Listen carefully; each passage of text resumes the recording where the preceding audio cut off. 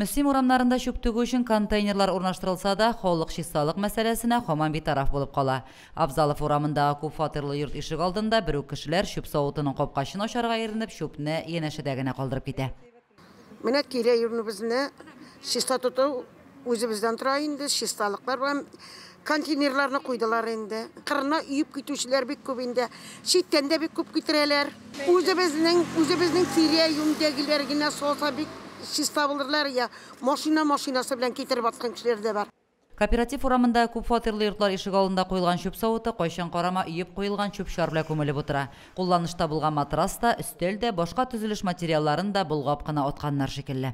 Арт башым белән булса да, һәр көнне бер башыма җыелган бер шөпне көпрен капчыкка тутырам да чыгарып салам.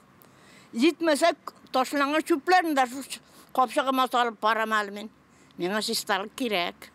Мин яратам чисталыкны. Контейнерлар янына шөпне ташлыйбыз иптәшләр. Менә безгә удобство ясадылар.